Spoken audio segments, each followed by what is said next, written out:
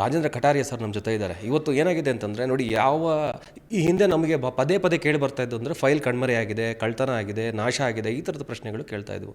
ಇನ್ನು ಮುಂದೆ ಆ ರೀತಿ ಆಗಲಿಕ್ಕೆ ಸಾಧ್ಯನೇ ಇಲ್ಲ. ಲ್ಯಾಂಡ್ ರೆಕಾರ್ಡ್ಸ್ಗಳನ್ನು ಕಾಪಾಡುವಂಥದ್ದು, ಭೂಮಿಗೆ ಸಂಬಂಧಪಟ್ಟ ಕಡತಗಳನ್ನು ಕಾಪಾಡಿರುವಂಥ ಮಹತ್ತರವಾದಂತಹ ಡಿಜಿಟಲ್ ಕ್ರಾಂತಿಗೆ ಅವರು ಕಾರಣೀಭೂತರಾಗಿದೆ. ಅದು ಕರ್ನಾಟಕ ಅದರಲ್ಲೂ ಮೊದಲ ಒಂದು ಸ್ಟೇಟ್ ಆಗಿರುವಂಥದ್ದು. 120 ಕೋಟಿ ಲ್ಯಾಂಡ್ ರೆಕಾರ್ಡ್ಸ್ಗಳನ್ನು ಡಿಜಿಟಲ್ ರೂಪದಲ್ಲಿ ಸಂಗ್ರಹ ಮಾಡ್ತಾ ಇದ್ದಾರೆ ಅಂದರೆ ಬಹಳ ಗ್ರೇಟ್ ಒಂದು ವರ್ಕ್ ಮಾಡಿರುವಂಥದ್ದು ಕಂದಾಯ ಇಲಾಖೆಯಲ್ಲಿ. ಅವರೇ ಕೇಳೋಣ, ಇದು ಯಾವ ರೀತಿ ಸೆಕ್ಯೂರ್ ಆಗಿರುತ್ತೆ ಸರ್? ಮೊದಲನೇ ಕ್ವಶನ್ನು, ನೀವು ಹಳೆಯ ಕಡತಗಳಿದಾವಲ್ಲ, ಅದಕ್ಕೆ ಮಾಡರ್ನ್ ರೆಕಾರ್ಡ್ ರೂಮ್ಗಳನ್ನು ಮಾಡಿದ್ದಾರೆ. ಹಳೆಯ ರೆಕಾರ್ಡ್ ರೂಮ್ಗಳು ಬೇರೆ ಥರ ಇತ್ತು, ಇದು ಹೊಸ ರೆಕಾರ್ಡಿಂಗ್ ರೂಮ್. ಈ ರೆಕಾರ್ಡ್ ರೂಮ್ಗಳಲ್ಲಿ ಎಷ್ಟು ಸೆಕ್ಯೂರ್ ಆಗಿರುತ್ತೆ? ಕಳ್ತನ ಆಗಲ್ವಾ ಅಥವಾ ಬೆಂಕಿಯಿಂದ ಹಾನಿ ಆಗಲ್ವಾ ಅಂತ? ಇಲ್ಲ, ಈಗ ನಾವೆಲ್ಲ ರೆಕಾರ್ಡ್ಸ್ ಫಿಸಿಕಲ್ ರೆಕಾರ್ಡನ್ನು ಹುಡುಕಿ ಕೌಂಟ್ ಮಾಡಿ ಎಲ್ಲ ರೆಕಾರ್ಡ್ಸನ್ನು ನಾವೀಗ ಸ್ಕ್ಯಾನ್ ಮಾಡಿ ಡಿಜಿಟೈಸೇಷನ್ ಮಾಡಿದ್ದೀವಿ. ಈಗ ಡಿಜಿಟಲ್ ಆಗಿಬಿಟ್ಟಿದೆ, ಸಿಸ್ಟಮಲ್ಲಿ ಹೋಗಿದೆ.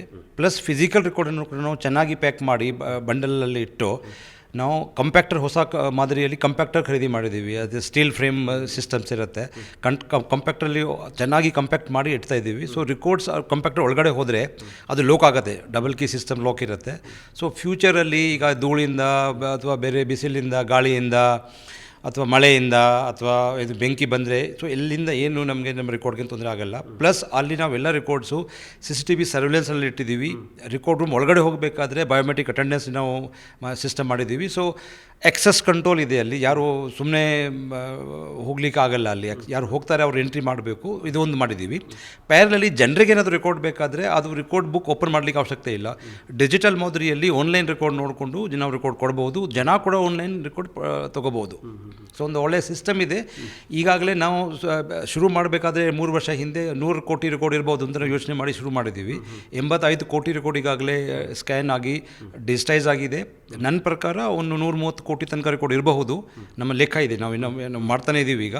ಸೊ ಮತ್ತು ಡಿಸೆಂಬರ್ 2026 ಎಂಡ್ ಒಳಗಡೆ ನಮ್ಮ ಒಂದು ಆಶೆ ಇದೆ, ಟಾರ್ಗೆಟ್ ಇದೆ. ಆ ಟಾರ್ಗೆಟ್ ಒಳಗಡೆ ನಾವೆಲ್ಲ ರೆಕಾರ್ಡ್ ಕಂಪ್ಯೂಟೈಸ್ ಮಾಡಿ ಮುಗಿಸ್ತೀವಿ. ಸರ್, ಜನಸಾಮಾನ್ಯರಿಗೆ ಒಂದು ಪ್ರಶ್ನೆ ಇರುತ್ತೆ. ತಮ್ಮ ಜಮೀನು, ಪಹಣಿ, ಬೇರೆ ಬೇರೆ ಡಾಕ್ಯುಮೆಂಟ್ಸ್ಗಳು ಸಂಬಂಧಪಟ್ಟವೆ, ಆ ರೆಕಾರ್ಡ್ಸ್ಗಳನ್ನು ಏನು ತುಂಬ ಹಳೆಯವಾಗಿದ್ದಾವೆ ಅವನ್ನ ಈಗ ನಾಶ ಮಾಡಬೇಕು ಅಂತ ಇದಾಗಿದೆ ಕ್ಯಾಟಗರಿ ಮಾಡಿರೋ ಪ್ರಕಾರ. ಅಂಥ ರೆಕಾರ್ಡ್ಗಳ ಮೂಲ ಎಲ್ಲಿರುತ್ತೆ? ಡಿಜಿಟಲ್ ಫಾರ್ಮೇಟಲ್ಲಿದ್ದರೆ ಡಿಜಿಟಲ್ ಫಾರ್ಮೇಟಲ್ಲಿ ಏನಾದರೂ ಪ್ರಾಬ್ಲಮ್ ಆದರೆ, ಸೈಬರ್ ಅಟ್ಯಾಕ್ ಆಗಿಬಿಟ್ರೆ, ಏನಾದರೂ ಪ್ರಾಬ್ಲಮ್ ಆಗಿಬಿಟ್ರೆ, ಈ ಥರ ಕ್ವಶನ್ಸ್ಗಳಿರುತ್ತೆ. ಎಷ್ಟು ಸೆಕ್ಯೂರು ಸರ್ ನಮ್ಮ ಡಿಜಿಟಲ್ ಫಾರ್ಮೇಟಲ್ಲಿರುವಂಥ ಫೈಲ್ಗಳು ಎಷ್ಟು ಸೆಕ್ಯೂರ್ ಆಗಿದೆ? ಈಗ ಮೂಲ ದಾಖಲೆಗಳು ನಾವು ಫಿಸಿಕಲಿ ಮತ್ತು ಡಿಜಿಟಲಿ ಎರಡೂ ಸೇಫ್ ಮಾಡ್ತಾಯಿದ್ದೀವಿ. ಡಿಜಿಟಲ್ ರೆಕಾರ್ಡಲ್ಲಿ ನಮ್ಮ ಹತ್ರ ಒಂದು ಸ್ಟೇಟ್ ಡಾಟಾ ಸೆಂಟ್ರಲ್ಲೆಲ್ಲ ರೆಕಾರ್ಡ್ ಇರುತ್ತೆ. ಪ್ಲಸ್ ಅದೇ ರೆಕಾರ್ಡ್ದೊಂದು ಕಾಪಿ ಬೇರೆ ಕಡೆ, ಒಂದು ಬೇರೆ ಸಿಸ್ಮಿಕ್ ಝೋನ್ ನಾವೇನು ಹೇಳ್ತೀವಿ as per the national policy, ಬೇರೆ ಕಡೆ ಒಂದು 500-600 ಕಿಲೋಮೀಟರ್ ದೂರದಲ್ಲಿ ಬೇರೆ ಕಡೆ ಅದೇ ಒಂದು ಮಿರರ್ ಇಮೇಜ್ ಇರುತ್ತೆ. ಇನ್ ಕೇಸ್ ಆಫ್ ಎಮರ್ಜೆನ್ಸಿ ನಮಗೆ ಈ ರೆಕಾರ್ಡ್ ಏನಾದರೂ ಹಾಳಾದರೆ ನಮಗೆ ಆ ರೆಕಾರ್ಡ್ ಸಿಗುತ್ತೆ. ಪ್ಲಸ್ಸು ನಾವೇನು ಡೆಸ್ಟ್ರಾಯ್ ಮಾಡ್ತಾಯಿದ್ದೀವಿ, ನಾಶಪಡಿಸ್ತಾ ಇದ್ದೀವಿ, ಅದು ನಾರ್ಮಲ್ ರೆಕಾರ್ಡ್ಸ್. ಪರ್ಮನೆಂಟ್ ರೆಕಾರ್ಡ್, ಭೂ ದಾಖಲೆ ರೆಕಾರ್ಡ್ ನಾವು ನಾಶ ಮಾಡ್ತಾ ಇಲ್ಲ. ಆ ರೆಕಾರ್ಡನ್ನು ಚೆನ್ನಾಗಿ ಸೇಫಾಗಿ ಕಂಪ್ಯಾಕ್ಟರ್ ಒಳಗಡೆ ಇಡ್ತಾ ಇದ್ದೀವಿ. ಅಂದರೆ ಫ್ಯೂಚರಲ್ಲಿ ಕೆಲವು ಸರ್ತಿ ಕೋರ್ಟ್ಸ್ಗಳಲ್ಲಿ ಬೇರೆ ಸಂದರ್ಭಗಳಲ್ಲಿ ಆ ರೆಕಾರ್ಡ್ಸ್ ಬೇಕಾಗ್ತದೆ. ಆ ರೆಕಾರ್ಡ್ ನಮಗೆ ಒಂದು ರೆಫರೆನ್ಸ್ ಡಾಕ್ಯುಮೆಂಟ್ ಇರುತ್ತೆ. ಸೊ ಅಂಥ ರೆಕಾರ್ಡನ್ನು ಆ್ಯಸ್ ಎ ಪಬ್ಲಿಕ್ ಟ್ರಸ್ಟ್, ನಾವು ಇದು ಜನರ ರೆಕಾರ್ಡ್, ಅವರ ಟ್ರಸ್ಟ್ ನಮ್ಮ ಮೇಲೆ ಇದೆ. ಅವ್ರ ಪಬ್ಲಿಕ್ ಟ್ರಸ್ಟನ್ನು ಇಂಪ್ರೂವ್ ಮಾಡೋಕ್ಕೆ as A trustee of their records ನಾವು ಅದನ್ನು ಸೇಫಾಗಿ ನಮ್ಮ ಕಂಪ್ಯೂಟರ್ಸಲ್ಲಿ ಪ್ಲಸ್ ನಮ್ಮ ವೆಬ್ಸೈಟಲ್ಲಿ ಡಿಜಿಟಲ್ ಮಾದರಿಯಲ್ಲಿ ಇಡ್ತಾ ಇದ್ದೇವೆ. ಈಗ ತಾವು ಮಾರ್ಗಸೂಚಿಗಳನ್ನು ಪ್ರಕಟಿಸಿದ್ದೀರಿ, ಅಂದರೆ A category, B category, C category, D category, categories wise ಮಾಡಿದ್ದೀರಾ ದಾಖಲೆಗಳನ್ನು. ಇದರಲ್ಲಿ ಎ ಕ್ಯಾಟಗರಿಯಿಂದೇನು, ಬಿ ಕ್ಯಾಟಗರಿಯಿಂದೇನು, ಸಿ ಕ್ಯಾಟಗರಿ ಅಂದರೆ ಏನು ಸರ್ ಆ್ಯಕ್ಚುಲಿ? ಈಗ ನಮ್ಮ Karnataka public land record act ಪ್ರಕಾರ ಬೇರೆ ಬೇರೆ ಅಧಿಕಾರಿಗಳಿಗೆ ಬೇರೆ ಬೇರೆ ಅಧಿಕಾರ ಇದೆ. ಸೊ ರೆಕಾರ್ಡ್ ಮೇಂಟೆನೆನ್ಸ್ ಅಧಿಕಾರ ನಾವು ಕೊಟ್ಟಿದ್ದೀವಿ. ರೆಕಾರ್ಡ್ ಆಫೀಸರ್ಸ್ ಕೂಡ ನಾವು ನೇಮಕ ಮಾಡಿದ್ದೀವಿ. ಅದೇ ಮಾದರಿಯಲ್ಲಿ ಈ ಎಲ್ಲ ನಮ್ಮ ಹತ್ರ ಏನು ಕಡತಗಳು ಇದೆ, ಆ ಕಡತಗಳನ್ನು ನಾವು ಬೇರೆ ಬೇರೆ A, B, C, D N E ಇದರಲ್ಲಿ ಕ್ಯಾಟಗರೈಸೇಷನ್ ಡಿವೈಡ್ ಮಾಡಬೇಕು. ಸೊ ಅದರಲ್ಲಿ ಮುಖ್ಯವಾಗಿ ಎ ಮತ್ತು ಬಿ, ಎ ಕ್ಯಾಟಗರಿ ರೆಕಾರ್ಡ್ ಅಂದರೆ ಶಾಶ್ವತವಾಗಿ ನಾವೇನು ಭೂಮಿ ಸಂಬಂಧಪಟ್ಟ ರೆಕಾರ್ಡ್ಸ್ ಇರುತ್ತೆ, ಲ್ಯಾಂಡ್ ಗ್ರಾಂಟ್ಸ್ ರೆಕಾರ್ಡ್ ಇರ್ಬೋದು, ಲ್ಯಾಂಡ್ ಸೇಲ್ ಪರ್ಚೇಸ್ ರೆಕಾರ್ಡ್ ಇರ್ಬೋದು, ಅದು ಎಲ್ಲ ಎ ಕ್ಯಾಟಗರಿ ರೆಕಾರ್ಡ್ಸ್. ಸೊ ಆ ಎ ಕ್ಯಾಟಗರಿ ರೆಕಾರ್ಡ್ಸನ್ನು ನಾವು ಶಾಶ್ವತವಾಗಿ ಇಡಬೇಕು. ಅಂಥ ರೆಕಾರ್ಡು ಎ ಕ್ಯಾಟಗರಿ ರೆಕಾರ್ಡ್ಸ್ ಬರುತ್ತೆ.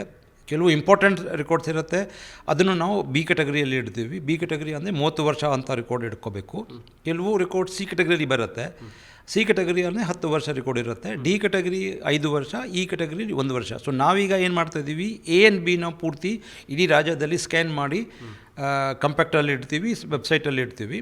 ಡಿ ಆ್ಯಂಡ್ ಇ ಕ್ಯಾಟಗರಿ ರಿಕಾರ್ಡ್ಸು ನಮಗೆ ಅಲ್ಲಿ ಲೋಕಲ್ ಲೆವೆಲ್ ಆಫೀಸರ್ಸ್ ಚೆಕ್ ಮಾಡಿ ನಮಗೆ ಈ ರಿಕಾರ್ಡ್ ಬೇಕಾ ಬೇಡವಾ, ಒಂದು ವೇಳೆ ಬೇಡ ಅಂದರೆ ಅದನ್ನು ಡೆಸ್ಟ್ರಾಯ್ ಮಾಡ್ತೀವಿ. ಆ ರಿಕಾರ್ಡನ್ನು ಒಂದು ಪ್ರಾಪರ್ ಇನ್ವೆಂಟ್ರಿ ಮಾಡಿ ಒಂದು ಪ್ರೊಸೆಸ್ ಇದೆ, ಕೆಲವೊಂದು ತಂಡ ರಚನೆ ಮಾಡಿ ಅವರೆಲ್ಲ ರಿಕಾರ್ಡ್ ನೋಡ್ತಾರೆ, ಆ ರಿಕಾರ್ಡನ್ನು ಡೆಸ್ಟ್ರಾಯ್ ಮಾಡ್ತೀವಿ. ಅದು ರುಟೀನ್ ರಿಕಾರ್ಡ್ ಇರುತ್ತೆ, ಅದು ಒರಿಜಿನಲ್ ರಿಕಾರ್ಡ್ಗೆ ಈ ರಿಕಾರ್ಡ್ಗೆ ಜಾಸ್ತಿ ಸಂಬಂಧ ಇರುವುದಿಲ್ಲ. ಅಂಥ ರಿಕಾರ್ಡ್ ಒಂದು ವೇಳೆ ಬೇಕಾದರೆ ನಮ್ಮ ಅಧಿಕಾರಿಗಳಿಗೆ ನಾವು ಅಧಿಕಾರ ಕೊಟ್ಟಿದ್ದೀವಿ ಟು ರೀಕ್ಲಾಸಿಫೈ. ಅದು ಈ ಕ್ಯಾಟಗರಿ ರಿಕಾರ್ಡ್ ನಮಗೆ ತುಂಬ ಇಂಪಾರ್ಟೆಂಟ್ ರಿಕಾರ್ಡ್, ಯಾವುದು ಕೋರ್ಟ್ ಕೇಸಲ್ಲಿ ಬೇಕಾಗ್ತದೆ, ಯಾವುದು ಬೇರೆ ಡಿಸ್ಪ್ಯೂಟ್ಗೆ ಬೇಕಾಗ್ತದೆ, ಅಂಥ ರಿಕಾರ್ಡನ್ನು ಅವರು ಬಿ ಅಥವಾ ಎ ಅಥವಾ ಸಿ ಮಾಡ್ಬೋದು.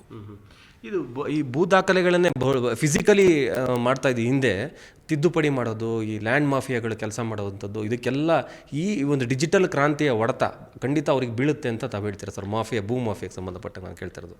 ಹೌದು, ಈಗ ಇದು ಎಲ್ಲ ಯಾಕಂದರೆ ಈಗ ಈ ಹಿಂದೆ ರಿಕಾರ್ಡ್ ಸಿಸ್ಟಮ್ ಈಗ ನಿಮ್ಗೆ ಗೊತ್ತಿದೆ, ಕೆಲವು ಕೇಸಸಲ್ಲಿ ರಿಕಾರ್ಡ್ ರೂಮಿಂದ ಎಲ್ಲಿ ಹೋಗಿದೆ ರಿಕಾರ್ಡ್, ಕೆಲವು ಅಧಿಕಾರಿಗಳು ಮನೆಯಲ್ಲಿ ಸಿಕ್ಕಿದೆ, ಕೆಲವು ಫಾರ್ಮ್ ಹೌಸಲ್ಲಿ ಸಿಕ್ಕಿದೆ, ನೀವು ನೋಡಿರ್ಬೋದು, ಪೇಪರ್ ಟಿ ವಿಯಲ್ಲಿ ಬರ್ತಾ ಇದೆ ಈಗ. ಸೊ ಈಗ ನಾವು ಎಲ್ಲ ರಿಕಾರ್ಡನ್ನು ಡಿಜಿಟೈಸ್ ಮಾಡಿ ಫ್ರೀಜ್ ಮಾಡ್ತಾಯಿದ್ವಿ, ಬ್ಲಾಕ್ ಮಾಡ್ತಾಯಿದ್ವಿ. ಫಿಸಿಕಲ್ ರಿಕಾರ್ಡ್ ನಮ್ಮ ಕಬ್ಜೆಯಲ್ಲಿರುತ್ತೆ, ಲಾಕ್ ಆ್ಯಂಡ್ ಕೀಯಲ್ಲಿ ಇರುತ್ತೆ, CCTV ಸರ್ವಿಲೆನ್ಸಲ್ಲಿ ಇರುತ್ತೆ. ಹಿಂದೆ ಯಾರೂ ಈ ಸಿಸ್ಟಮ್ ಏನೂ ಇರಲಿಲ್ಲ. ಸೊ ಡಿಜಿಟಲ್ ರಿಕಾರ್ಡು ನಮ್ಮ ಸಿಸ್ಟಮಲ್ಲಿ ಇರುತ್ತೆ, ಫಿಸಿಕಲ್ ರಿಕಾರ್ಡ್ ರೂಮಲ್ಲಿ ಇರುತ್ತೆ. ರಿಕಾರ್ಡ್ ರೂಮ್ ಕೂಡ ಆಕ್ಸೆಸ್ ಕಂಟ್ರೋಲ್ ಇದೆ, ಕಂಪ್ಯೂಟರ್ ಲಾಕ್ ಅಲ್ಲಿದೆ, CCTV ಕ್ಯಾಮ್ರಾ ಹಾಕಿದ್ದೀವಿ. ಸೊ ಅದು ಬೇರೆ ರೀತಿಯಿಂದ ಒಂದು ನಾವು ನಮ್ಮಂಥ ಒಂದು ಸಿಸ್ಟಮ್ ನಾವು ಕ್ರಿಯೇಟ್ ಮಾಡಿದ್ದೀವಿ. ಸೊ ನನ್ನ ಪ್ರಕಾರ ಆ ರಿಕಾರ್ಡ್ ಈಗ ಸೇಫ್ ಆಗಿರುತ್ತೆ. ಸೊ ಜನರಿಗೆ ಈ ಜನರ ರಿಕಾರ್ಡ್, ಅವ್ರದ್ದು ಆಸ್ತಿ ಸಂಬಂಧಪಟ್ಟ ರಿಕಾರ್ಡು, ಲ್ಯಾಂಡ್ ಸಂಬಂಧಪಟ್ಟ ರಿಕಾರ್ಡ್ ಈ ಸರ್ಕಾರದಲ್ಲಿ ಚೆನ್ನಾಗಿರುತ್ತೆ, ಸೇಫ್ ಆಗಿರುತ್ತೆ ನಾವು ಹೇಳ್ಬೋದು. ಇವಿಷ್ಟು ರಾಜ್ಯದ ಕಟಾರಿ ಅವರ ಮಾತು. ಏನೇ ಆಗಲಿ, ಈ ಒಂದು ಏನು ಭೂ ದಾಖಲೆಗಳನ್ನು ಸಂರಕ್ಷಣೆ ಮಾಡುವಂಥ ಒಂದು ಕ್ರಾಂತಿಕಾರಿ ನಿಲುವನ್ನು ಅತ್ಯಂತ ಪರಿಣಾಮಕಾರಿಯಾಗಿ ನಮ್ಮ ರಾಜ್ಯದಲ್ಲಿ, ಕರ್ನಾಟಕದಲ್ಲಿ ಒಂದು ಜಾರಿಗೆ ತರೋದರಲ್ಲಿ ರಾಜೇಂದ್ರ ಕಟಾರಿ ಅವರ ಪಾತ್ರ ಬಹಳ ದೊಡ್ಡದಿದೆ. ಅವರು ಹಗಲಿರುಳು ಶ್ರಮವನ್ನು ಪಟ್ಟಿದ್ದಾರೆ. ಈಗ ನೋಡಿ, ಇಡೀ ಭಾರತ ನಮ್ಮ ಕಡೆ ತಿರುಗಿ ನೋಡುವಂಥ ರೀತಿಯಲ್ಲಿ ಒಂದು ಸಾಧನೆಯನ್ನು ಮಾಡಿರುವಂಥದ್ದು. ಹೀಗಾಗಿ ಎಲ್ಲ ಜನರಿಗೆ ಒಂದು ಖುಷಿಯಾದ ವಿಚಾರ ಅಂತಂದರೆ ನಿಮ್ಮ ರೆಕಾರ್ಡ್ಸು ತುಂಬ ಸೇಫ್ ಆಗಿ ಇನ್ನು ಮುಂದೆ ಇರುತ್ತೆ.